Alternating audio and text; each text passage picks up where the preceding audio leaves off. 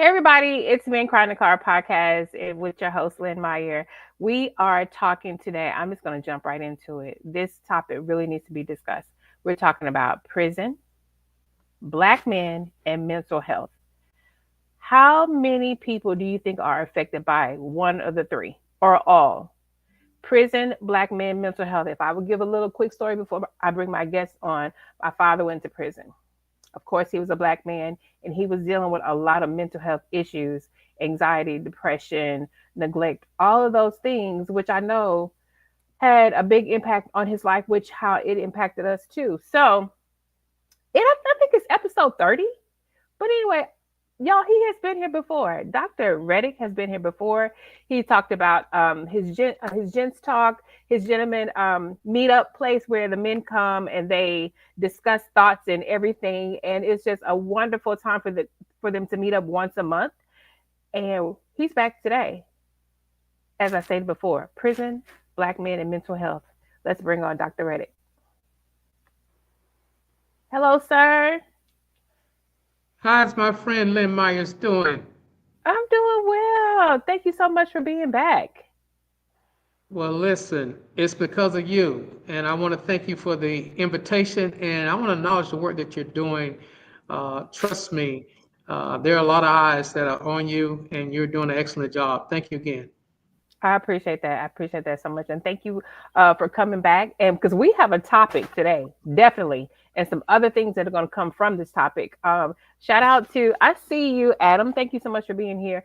So let's just jump into it. So you and I both titled Prison, Black Men, and Mental Health. We gave this a topic. But before we get started, there was a video that I did and I released it on my stories because I just wanted to see the traction of it. And I just said, I wonder if people knew I've been in state prison. Oh no, I had some time in state prison and federal. And I got a couple of questions from that. And they were like, I didn't know you did time. I was like, I thought I told y'all. I was in state for like 2 years and federal for 1 year. And people were like, I never knew you were there. I was like, it was a time where um I showed up there, I was consistent there, but I didn't really want to be there. So I got myself out. And what I'm talking about is being in the prison system, also being in the prison system, not as an inmate, but being in the prison system as a correction officer. So my spin will be on being a correction officer. And I'm pretty sure we'll get a lot of stories from that. And then you and I would talk about some things too. So where do we start with this? We talk about a lot of black men have been in prison before. I feel like the system is set up for black men to go to prison. And that's just one of those things. We don't get the same justifications that other people do. Black men don't get the same treatment as other races do. It's just like when black men do something or they mess up, quote unquote, mess up, that's the first thing that they go is to prison. It's like there's no second chance. There's nothing. It's just like, this is what you did. This is where we go. Mhm. And I just want us to start there for a second. So, what are your thoughts on that? Well, I think that it's important for people to know where life begins for anyone who encounters the prison system. Everyone does not have the same story. There are some individuals who have, grown up in an environment to where they just didn't have. They got married to the streets at an early age and they found themselves involved in criminal activities. There are some who just have it in the system. They want to break the law. Then there are those like me who actually experienced a situation in my life in which I was kicked out when I was 17 years old.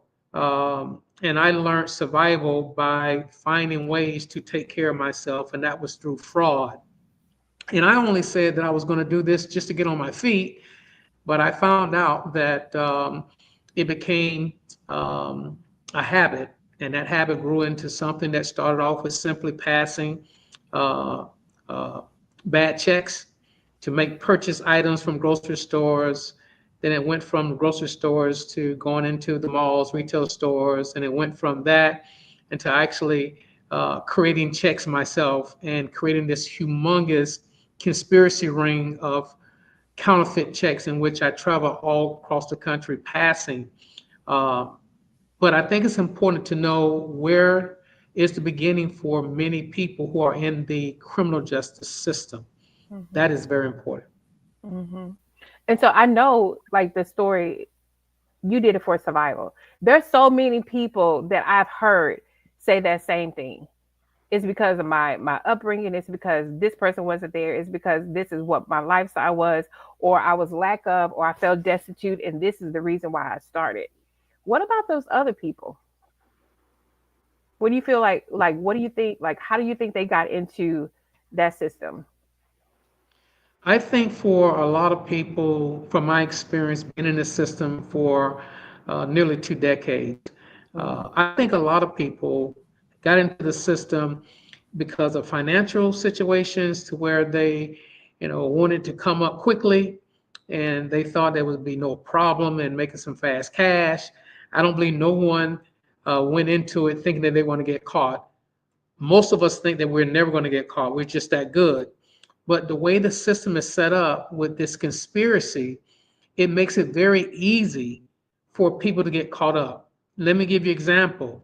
You and I can be talking about doing some type of crime. That's a conspiracy. We're talking about doing it. And then, of course, if it's recorded, then you got information to be able to say, okay, there's proof that they got together to conspire to commit this crime. You don't have to commit the actual crime. Conspiracy, just talking about it, the intent to do is a criminal activity within itself.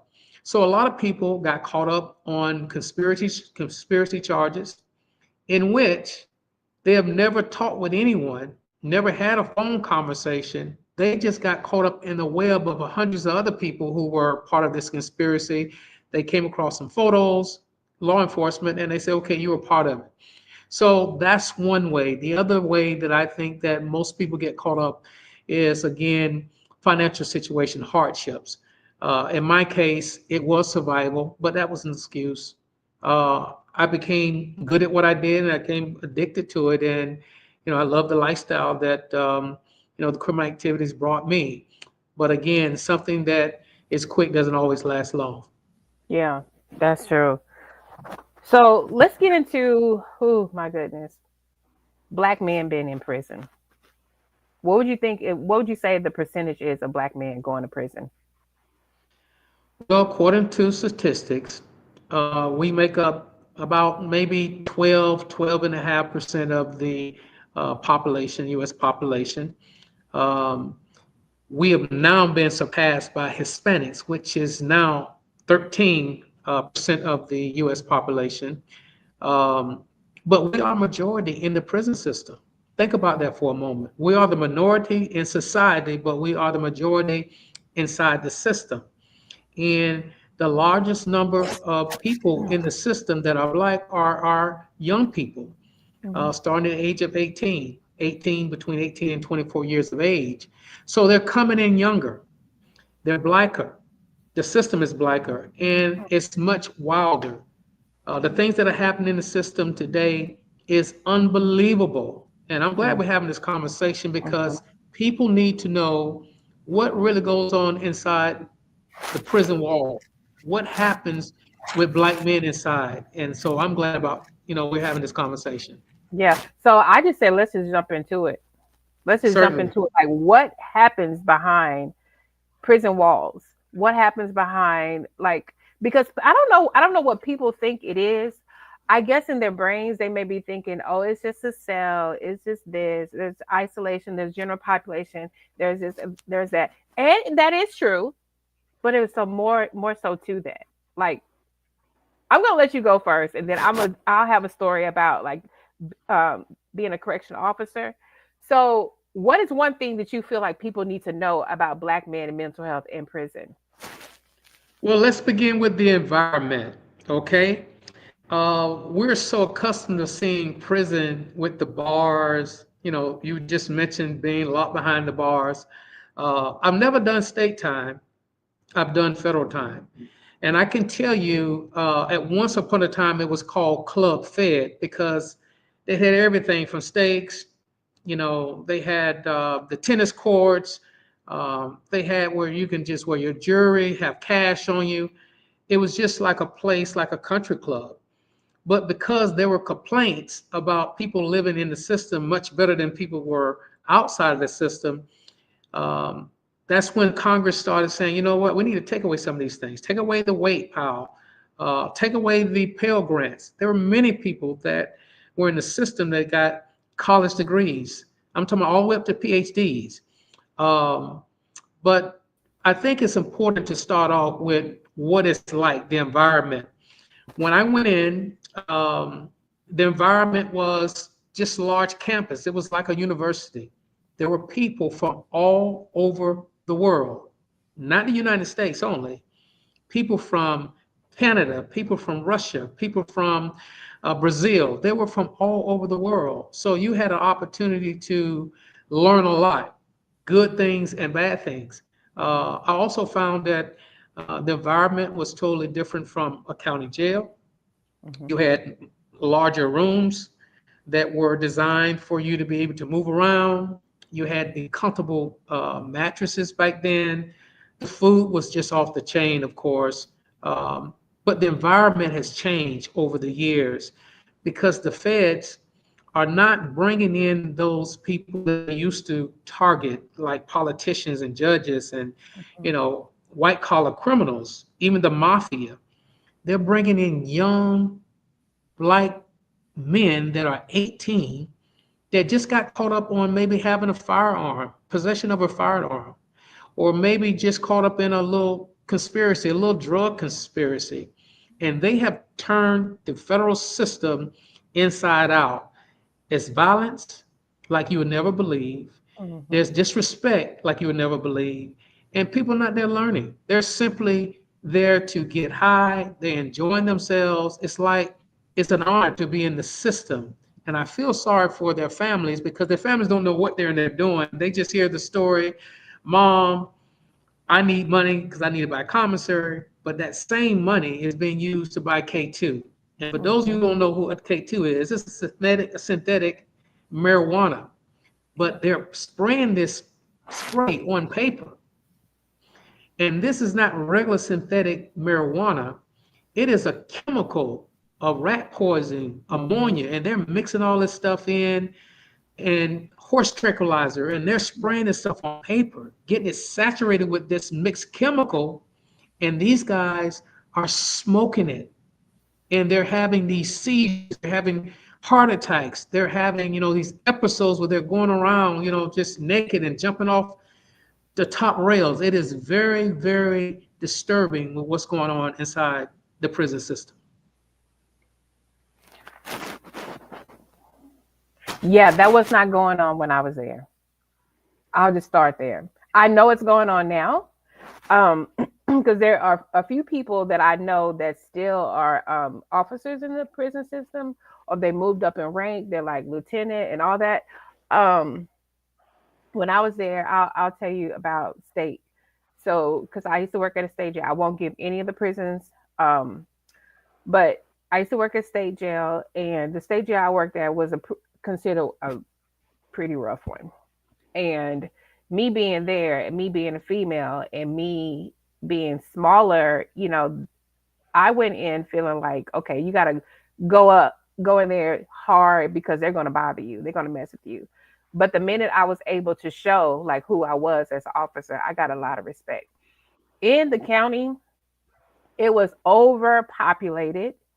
It was a lot of general population. There were not cells. There were just like bunk bed style um, living quarters or whatever you want to call it. And it wasn't nice, and the food was horrible. It was horrible. And then what I noticed in there, since we are talking about black men, what I noticed is when I could see men come in one way, that's physically and mentally, come in one way and then leave a different way, meaning even more emotionally disturbed, or coming out being a totally different person as they went in. So maybe if they went in, um I'll just say loving women. Maybe they came out having boyfriends. And so that really messed with them a lot, because I would hear them talking. Like I would overhear conversations. I would hear things like suicide. um, families were not supportive. Maybe they were talking about like this is how you can get money from your family. You come and say like it was a lot of hustling. It was a lot of just a lot of disturbing conversations. Let me just say that just many less multiple disturbing conversations. There were a lot of people in there that just wanted to give up because again, state was not like federal. Now, if I would go to federal, when I worked at federal, it wasn't club fed as much, but it was a lot of, to me, freedom. And I would walk around like, oh my God, what are we doing here? Because when I was there as an officer, um, no, there were not tennis courts, but there were a lot of recreational things that they had on like on the outside. Like if we were in the prison system, they were like, oh, out there in the world, and I'm like, yeah, we're doing the same stuff in the world. Like y'all got the same stuff over here. Mm-hmm. The food was still excellent because I would go into and I'm like, oh my God, I ate this Mm-hmm. last night, or so I did see that, but I still saw a lot of men there at the federal side, still going through a lot of changes. And you're right, when I was there was a lot of mafia people. There was a lot of Mm-hmm. white collar crime. It wasn't too many people that were considered lifers. I used to be on in one of the housing dorms where I think there was two lifers. And they not befriended me like, oh, you're my friend, but they watched over me because they knew again like the environment I was in, and these people were in there for murder, and I was just like, whoa. So just learning the stories of the Mm-hmm. people, learning the backstories of the people, it was very interesting. It was extremely interesting just to hear how they had to go day to day being in that environment, how they showed them like mentally in that environment. So I know I'm kind of rambling, but I want to just bring that part out because it's not what people think. It's truly not. Mm-hmm. Mm-mm. Mm-hmm. Let me say this. I don't care who you are. If you spend any amount of time in the system, behind bars, your freedom, your liberty is taken away from you. It's going to affect you mentally. I don't care who you are. Because if you have family, you're used to being able to move about without having to get permission to do so. You're not stressed out on what can possibly happen if you're found guilty or you plea out.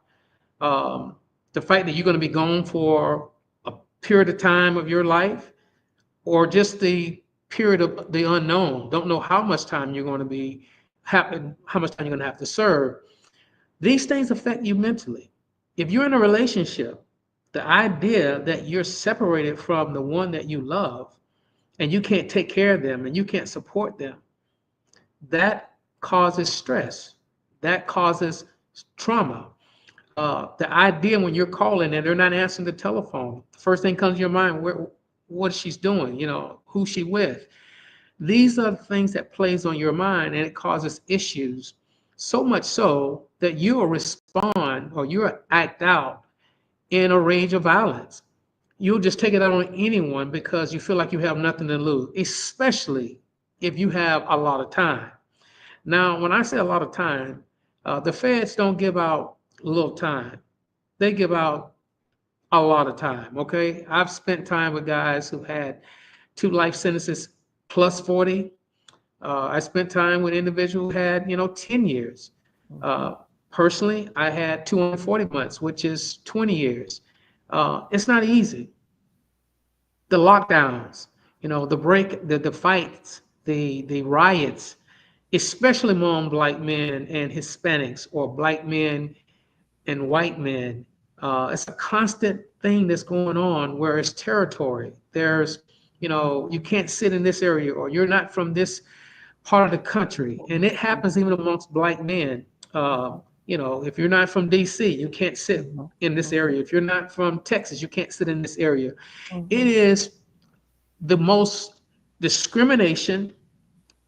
It is the most racist thing that can possibly happen in a system. Mm-hmm. And, you being a former officer, a correctional officer, you understand that there are politics. These things play, a role on your mental, because you can get caught slipping somewhere by yourself, and then another group from a different part of the country can, attack you or take whatever you have and extort you. It is literally mind-boggling how anyone can think about committing crimes after they've been in the system. We're talking about Mm. those who are out of the system, return back to the system because they can't get enough of the criminal activity. And it doesn't make sense to me. And I feel sorry for those individuals who are in the system, their very first offense, and they got a lot of time, so much time to where it's almost impossible to give that time back because they signed plea agreements. And in the plea agreement, the attorney does not tell them, hey, if you sign this, you're waiving these rights. You can't Mhm. come back on post collateral Mhm. attack. And these guys are just, they're just messed up. So people like me, when I was in the system, because I was considered a jailhouse lawyer, I Mm. was able to go through and say, hey, you basically signed your life away, man. There's nothing that you can possibly do except apply for clemency. So that affects with everybody mental, especially during visitation. Oh When their my God. families come, they're so happy to see them. But the most difficult part is when the families have to leave and the little kids are crying because they don't want to leave their dads. That caused a lot of grief, a lot of Mhm. trauma. So Mhm. going to prison is no playing ground. It's dangerous, but also you lose so much, Mhm. Lynn. And it's just a terrible situation to be in. It definitely is a terrible situation. And then when you bring up visitation, I think about like times where because I did visitation for state and for federal, just seeing, like you said before, if they're calling out to their loved ones and then they don't pick up the phone, um, what's going to happen? They're thinking, oh, what is he doing? What is she doing? What are they doing? They don't love me anymore. And so now these people, well, let me go back. And then they literally sometimes would get letters. Let's go back to the letters. They would get Mm-hmm. letters. They would get correspondence from family members or family or friends that says, I'm done. Like, man, I can't be with you. Or I'm not going to be down for you. You're going to be gone 10 years. This is too long for me.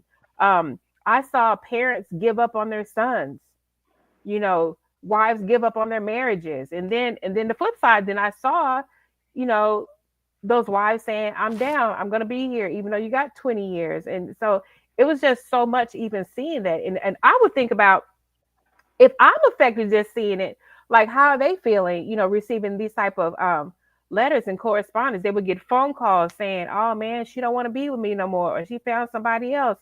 So just and I don't think anyone ever thought about from the family members to the inmates at the time to the correction officers to anybody ever thought about the impact that would be receiving that type of news in that type of environment. You have nowhere to go.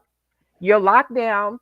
It's not like you can go outside anytime you want to. Like you are in that space in that place until they tell you to move, when to wake up, when to go to bed, and it's just so frustrating being on the side that I was on, and then seeing these men really having no outlet of any kind, maybe like rec or the yard and all that kind of stuff. But it was no outlet. And then I think about like you said, going back to visitation. That's where it would be the most heartbreaking, like you said.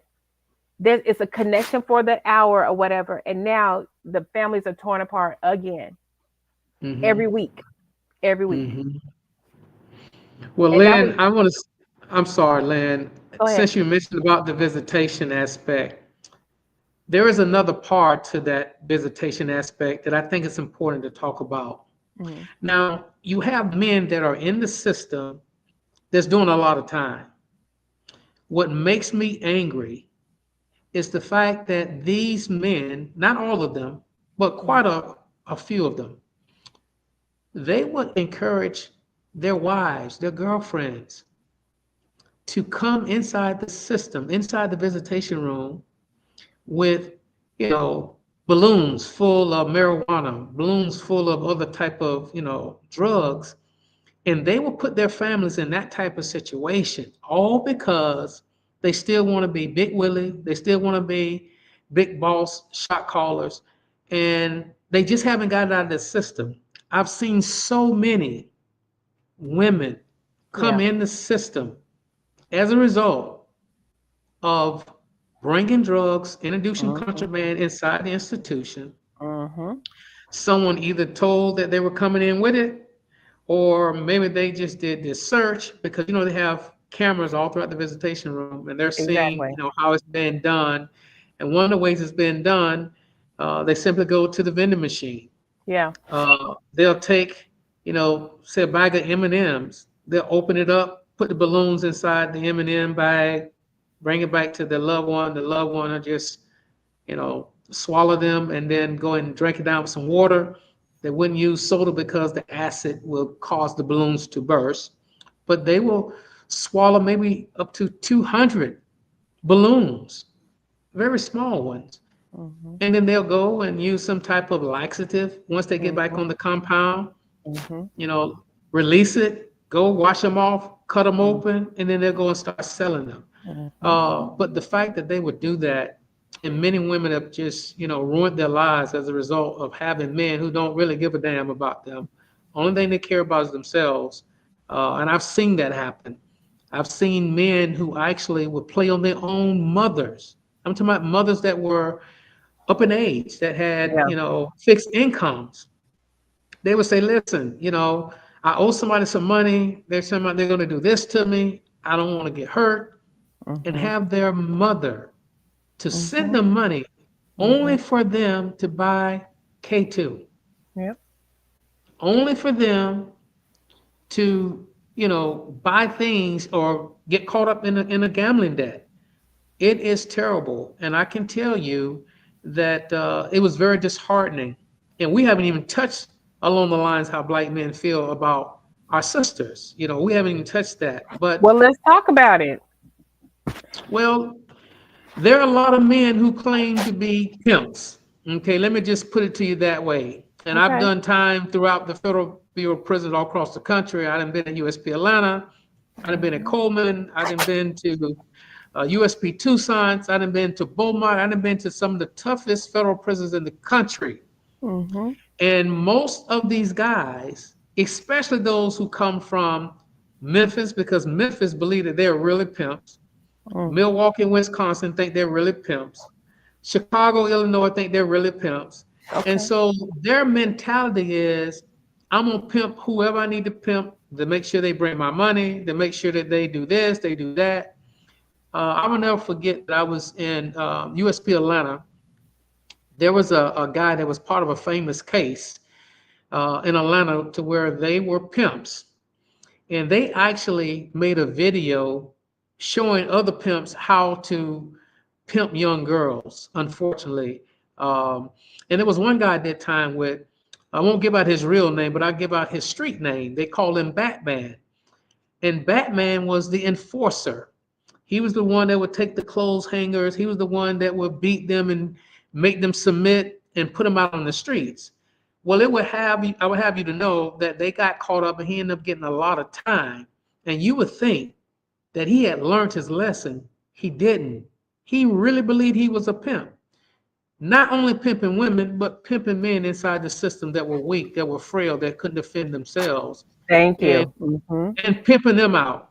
There have been many men that have been turned out because they were weak Mhm. and they were preyed upon and gang raped, and you know they were not the same. So prison Mhm. is no playing ground. It is a Mhm. very serious place, and everybody is not thinking about reentry and doing the right thing. They're Mm-mm. actually happy being where they are, as long as they can watch free TV, as long as they can go in the rec yard, as long Yeah. as they can smoke their drugs, as long as they can get money and gamble, they're happy. What do you think the consensus is for black men in prison system, like overall mental health? What would you say that you saw most of?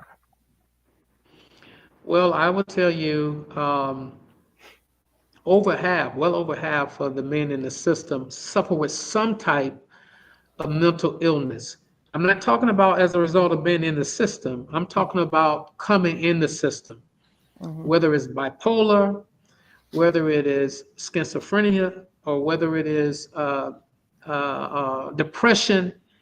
They come in with some type of mental illness. Mhm. They were not on medication. They were not had a psychological evaluation. And Mhm. when they come in the system, the first thing they complain is, I can't sleep. The prison psychologists, they love it. Because you know what they're going to do? They're going to prescribe them what they call Therozine. Therozine keeps them sleepy, keeps Mhm. them in a daze to where they walk around like zombies. Yeah. And they have what they call the pill line. The pill line is Mhm. where, a certain time of the day that you go pick up your medications. There are some medications that you can Yeah. keep on your person. Mhm. uh, I had medication. I had high blood pressure medication. So, I would go every 30 days and get a refill until I had to get a new prescription, seeing the doctor on the compound. But there Mhm. are men who go for psych meds. And when I tell you, when they leave the housing unit to go to that pill line, it may be it may be 500 to 700 feet. They run because they want to be sedated. They want to be out of the world. They want to be in another world. And so they go. And Mhm. if they don't get it, oh, they act out. I mean, Mhm. they really Mhm. act out. Where's my med? So it's a very, very sad situation. But for those who have been affected by the system in regards to being there, Yeah. it's devastating because you don't really have psychologists there that you can really go and talk to about your issues. Only thing they're going to tell you is you should read this book, or would you like for me to prescribe you some medication? Yeah. They're not giving you any therapy. There's no such thing as therapy.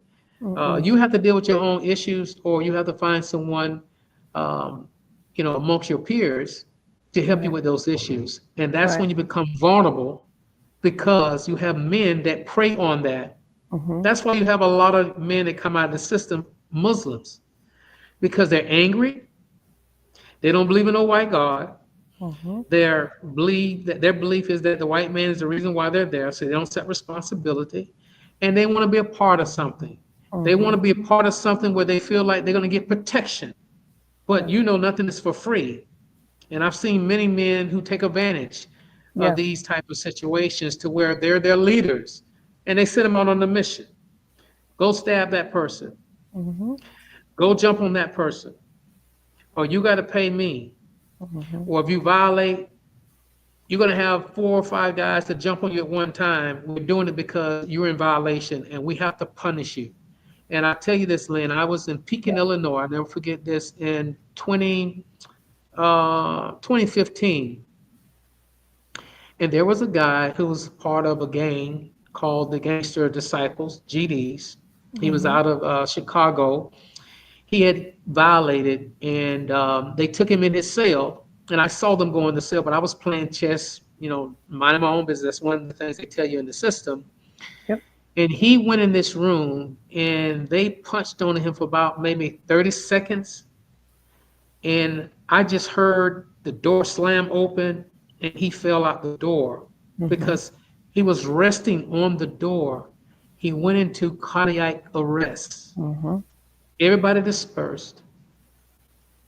And me being the jailhouse lawyer, I said, the officers should have, jumped on it as soon as they could, as far as trying to save this guy, to try to, Mhm. perform CPR. They took their time.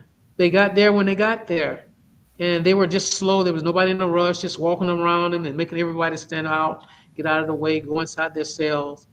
And everybody's hitting on the door, saying, "Hey, take him to the hospital. You need to do this, you need to do that." So I ended up filing a civil rights lawsuit, a 1331, what they call a Bivens action. And once Okay. the prison got a whiff of me doing that, because you can't seal your mail unless it's legal mail. Mhm. Once they got a whiff, because someone snitched and said I was filing this lawsuit against the prison, they went through the mail, read it, sealed it back up, and sent it off. And they came and got me one morning, early in the morning before the shift change. And they said, "You need to come to the lieutenant's office." I said, "Why?" They said, "We don't know why. They just need you in the lieutenant's office." So I packed all my stuff, went to the lieutenant's office. They asked me Okay. for my federal ID. I showed it to them. They told me, "You got anything in your pockets?" I told them no. They said, "You need to cuff up." I said, "Where am I going?" They said, "You're going to the special housing unit. You're going to segregation." I said, "What Mm-hmm. for?" I said, "We don't know. You want an investigation. We don't know what's for. You have to talk to the investigating lieutenant." I go inside the special housing unit, and I'm supposed to be given a call, one call every 2 weeks. They would not let me use the phone. And I asked, "Why can I use the phone?" They said, "You need to talk to the shift lieutenant. We don't know why you can't use the phone." Basically, they were punishing me for, exercising my right to file a Yeah. lawsuit. And Yeah. they were prohibiting me from having access to the court, Mm-hmm. and they wouldn't let me use the phone. All of it was illegal. So Mm-hmm. one day I just created a scene. The lieutenant came down to see me, and he simply said, "Listen, we don't want any Jesse Jackson or Al Sharpness on our yard. We're going to send you somewhere else. But we don't do that up here.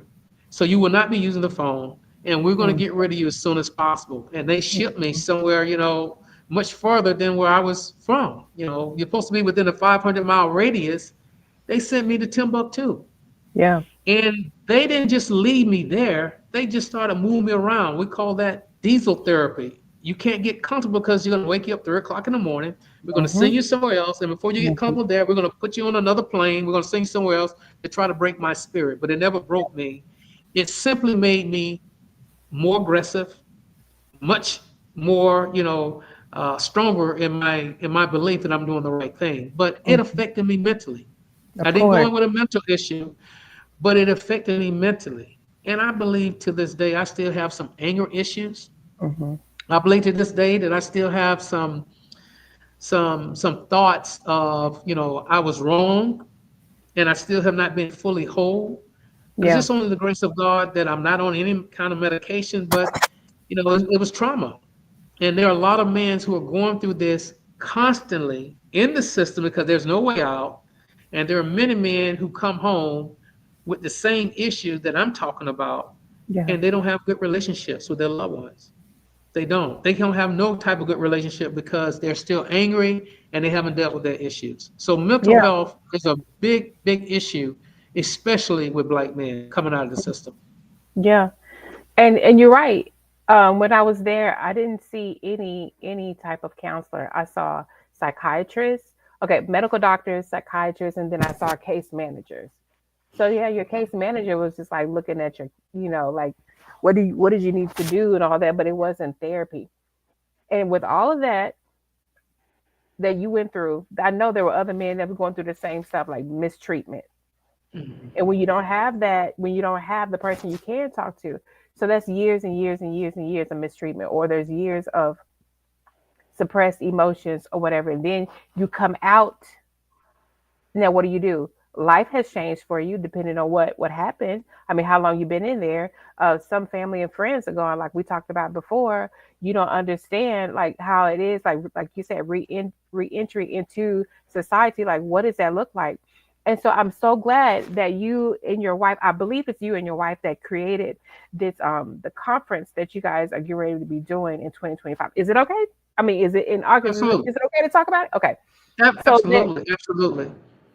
there is a conference that you all are doing. It's called 2025 Criminal Justice and Mental Health. Like, give me the title again.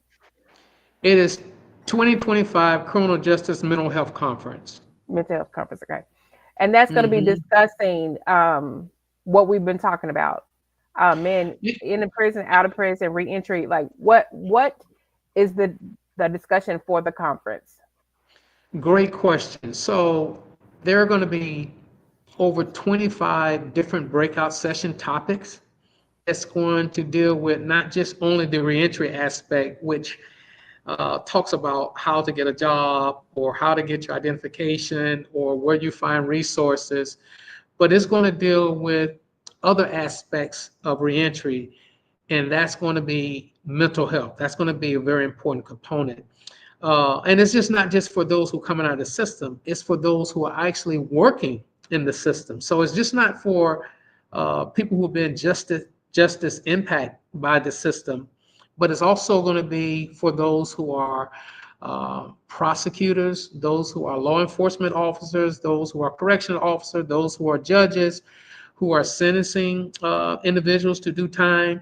It's going to be a collaboration of people from different fields: the criminal justice practitioner, the mental health professionals, academia, students who are in criminal justice degree programs. Um, it's going to be philanthropists. It's going to be people from all walks of life. And they're going to come together on a national platform to present and also get up-to-date information on things that really work. So let's talk about some of those topics. From a Absolutely. criminal justice practitioner, those who are, let's say, they're prosecutors or case managers or correctional officers, they're going to be able to get help with trauma that they experience, what we call secondhand trauma. Not something that they experience personally, Right. but being close to an inmate who lost a loved one or inmate who commit suicide because they were so close. And there are many officers in the system that love to come to work because they are connected with an individual who's serving time. I mean, Hmm. they're like brothers. They're like, partners. They're like friends. They look out for each other. What I mean by that is not necessarily illegal things, but Right. he has the best paying job on the yard because he got the best supervisor on the yard who happens to be very close to him. Give him time off, let him be able to do certain things, can take extra things from the warehouse where he works, and don't Exactly. even pat him down because they have that type of relationship. If he gets in trouble, he Hmm. can go and say, to the lieutenant, let me get him out. Hmm. Hmm. He got drunk because he's going through some things. Throw out his incident report. He's a good guy.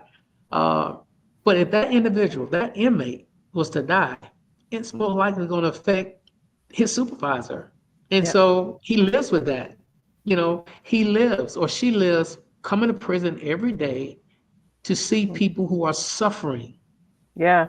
And so we call that trauma-informed care, people who are actually traumatized as a result of someone else's trauma. And so Yeah. we're going to have a breakout session for those individuals.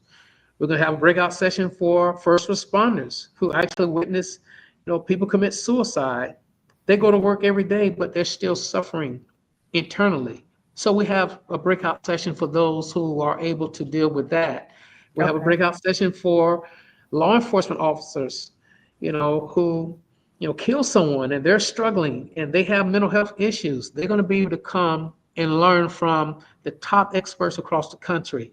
I'm talking about top psychologists that's Hmm. going to facilitate these workshops. And then for the inmates, they're going to be able to learn so much about resources, how to get grants, how to get loans, how to have startup capital for your own business. So it's an opportunity that nobody wants to miss. We're going to be in Vegas, August 6th and 7th. Hmm. We're going to be at the historical University of Nevada, Las Vegas, UNLV campus, and we're going to have the time of our lives. And if I can, let me tell you some of the people who are going to be there. We have Please. Glenn, we have Glenn E. Martin. Glenn E. Martin is a giant in the reentry field. He is an individual who served time in Rikers Island. He got out. He started one of the most premier reentry organization in the country called Just Leadership USA. This guy's incredible. He is a fundraising machine. He is one who, help a lot of organizations with their mission. He's going to be one of our speakers. We have another individual by the name of Saul Paul. You heard it right, Saul Paul, one word, and that should tell you a little bit about what type of individual he was. He served state time in the state of Texas. Uh, he got out. He was a star on America Got Talent. He's a three-time Grammy nominee, one time as a producer, two times as an artist. He's going to be there. He's doing great work out of Austin, Texas. We have a young lady by the name of Stephanie Taylor Thompson. She was a victim of sex trafficking. She had gotten violated in various states couple of states at least, she was able to get a pardon in both of those states, which is something that's unusual. And now she's, going to school to become a lawyer. She's going to be one of our speakers. Mhm. Bakari Sellers from CNN, he's going to be one of our speakers. It's just so many, and we're just looking forward to this upcoming event. And we hope that those who are listening, that Mhm. they will go and register. They can simply go to our website, which is CJMH Conference. That's CJMH Conference. And they can go and register there. Mhm. Registration is $398. I know that sounds like a lot, but it's not compared to what they're going to receive. They're going to Right. receive continental breakfast for 2 days. They're going to receive lunch for 2 days. They're going to have access to general sessions. They're going to have access to breakout sessions. They're going to have access to a fireside chat, live panel discussions, even Mhm. the evening cocktail welcome reception. So it's going to be many activities. They're going to be swag bags. And Mhm. by the way, my wife organization is the presenting organization, which is called Everyday Solace uh, Foundation. Everyday Solace, Solace Foundation. Please look it up. She's doing wonderful work in the field of mental health and grief, and she thought this would be a great idea to present. And of course, I'm going to be one of the keynote speakers there, and we're just so Mhm. excited. And we want to invite everybody to join us this summer in Las Vegas. Yeah, so August 6th and August 7th are the dates Yes. again. Hmm. Yeah, make sure when we come back, like put that in the comments so they can have that because Hmm. this is for everybody. Hmm. When I heard It about the is. conference, I was thinking it was more. I was thinking more of the reentry, but then as you explain it, this is for any person that has been um, impacted or affected by prison, correctional, first responders, mental health, like everyone, every single Exactly. person. Exactly. Yeah. And one of the things I can brag about is that our presenters are the best across the country, across the board. They're the best in what they do. Hmm. We also have a workshop for those who are sex offenders. Something we don't talk about much, Lynn, but there are many men who are convicted of sex offenses, okay, or convicted of a Hmm. sex offense. Hmm. Doesn't necessarily mean a rape. It Yeah. could have been a consensual sex um, thing that happened, Hmm. and maybe that individual got angry and just said, "Hey, that they raped me." And then, Hmm. of course, there's evidence of DNA, and it's his word against her word, and so they were charged, Hmm. and they end up having to register as a sex offender, which means that Yeah. they can't live in certain neighborhoods, they can't be around children, they have to report. If they go to another state, they have to report within 48 hours, and they're on this database. Yeah. And that's another thing I want to tell our women who are tuning in. You need to do your research on the men that you get involved with. I don't care if he got a suit and tie on. I don't care, you know, how successful he is. You need to know. And I think that there are many women who are, desperate to be in a relationship and they fail to do their due diligence, and that Hmm. is to inquire, look into things. There are many men who, don't disclose those things. But if you're hiding that, then that simply means what else are you hiding? So that's something I would encourage our women to look into. Everyone who's been charged, not necessarily been convicted, is a registered sex offender. Yeah. But those who are, it's worth to have that conversation to find out what the details were, the circumstances surrounding that situation, and maybe, that person can, explain it. But for the most part, we're going to have a workshop for them, for those That's who so are good. trying to figure out how do they navigate in a Hmm. world to where, that's a barrier. Yeah. So this is something for everyone, even for churches who Hmm. have nonprofit that like to work with what we call returning citizens, Hmm. they will learn how to apply for grants. They will learn how to have effective programs to reach those who are, impacted by the system. So there's something for everyone. Yeah, it definitely sounds like it. Well, I know I've been invited to come, so that's a great thing. We're gonna get there and talk about some things too, because it's a topic that like we should just continue to speak on all the time, and it's necessary because again, those three things: prison, black men, mental health, show up in our homes all the time, almost every day. Like I said, I don't know of one person that hasn't dealt with one or not all three, and how Hmm. it affects the families and the children and like relationships. So yeah, this conference is a great thing. I'm glad you guys are putting it on. I definitely will be in attendance because this is something that is near and dear to my heart. Black men and mental health, you know, is near and dear to my heart. But before we leave, is there anything else we should know what's going on, how to contact you? Because maybe they're like, oh, I forgot this, but how do I contact Dr. Reddick? Is there any information you would like to give? Certainly, they can email me at that's AM, Dr. Belay, Belay, Reddick, Reddick, at gmail.com. I am Dr. Belay Reddick at gmail.com. They can also find me on Facebook. They can find me on Twitter, LinkedIn, TikTok. Um, they can reach out any other kind of way. But again, I want to mention the name of the conference again. That's 2025 Criminal Justice Mental Health Conference. Um, they can also find it on Eventbrite. They can also find it on Visit Las Vegas calendar.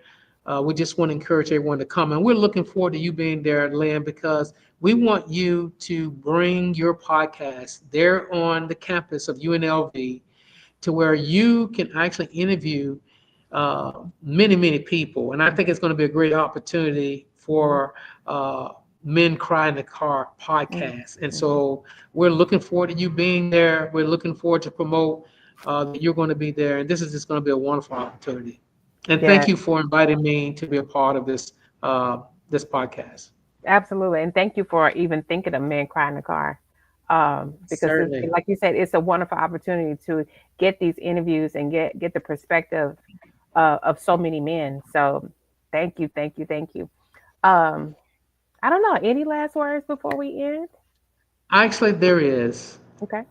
We talk about prison, black men, and mental health. But there are some men that are like me Hmm. who were blessed as a result of being in the system. That is how I was able to meet my beautiful wife. No, she didn't work in the system, but she became a pen pal. Um, and then we just started communicating, talked about our lives, direction that we wanted to go. She was able to see the work that I was doing in the system. And I encourage anyone to Google me. You'll see a lot of the ranch work while I was in the system. And we started communicating. Then lo and behold, she came and visited me, and it was love at first sight. It was a month later that I proposed to her. I simply found an old magazine, a Raw Report magazine. I found this 5 carat diamond ring. I cut it out. I put it on a piece of paper and asked the question, "Will you marry me?" And she responded with a yes through the mail. And so I said, the only problem is that I still got 15 months to do. She says, "Are you asking me to wait?" I said, "Absolutely. I'm worth the wait." Would you not believe that I ended up getting out of prison 15 months earlier as a result of compassion release, a bill, First Step Back, that was signed into law by President Trump during his first administration.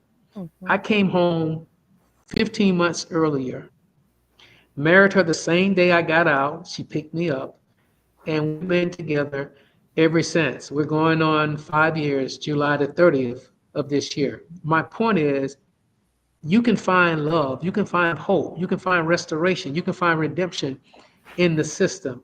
And I believe that God had it to where she was going to be a part of my life to do the work that I'm doing in the Yeah. community. In fact, the work that we're both doing in the community. And I think Hmm. that's very important. And I'll tell you one funny thing. When I started having her pictures, she would send them in and I would put them up. You know, I worked in the prison industry, Hmm. Unicor, and many people was looking at a picture and they were saying, what you doing with a picture of Neil Long? I said, that's not Hmm. Neil Long, that's my wife, because people Hmm. confuse her with Neil Long. And what's so funny is the fact that her Facebook page had been shut down because they thought that she was using Neil Long's picture. And I'll never forget, one of the guys asked me, why would she want to be with someone like you? Mm. I said, because she sees something in me that you don't. And we've been celebrating love, life, and Yeah. laughter ever since. So I can't wait for you to meet her. Oh yeah. We definitely are going to meet for sure. For sure. We're gonna Yeah, meet before June. We need to meet before yes, June. Okay. But yes, absolutely. thank you so much for this. Thank you for coming back on this conversation. Like I said, this conference is going to be amazing. I know it is. It's going to change a lot of lives in the way of education because we all need it. We absolutely need it. And so, Thank you for having me, Lynn. Thank you mm, so much. And yeah, we're looking forward to seeing you um, this summer in Las uh-huh, Vegas. Thank you. definitely. Thank you. Give me Mhm. just a second, okay? All right. Everyone, yay! It's been another episode of Men Cry in the Car. Men Cry in the Car, y'all. We are over here changing lives. Men, um, women, everybody, get to this conference, 2025 Criminal Justice and Mental Health Conference. It's going to be in Las Vegas. We definitely need to get there. So, as I stated before, men, I see you, I hear you, and we support you.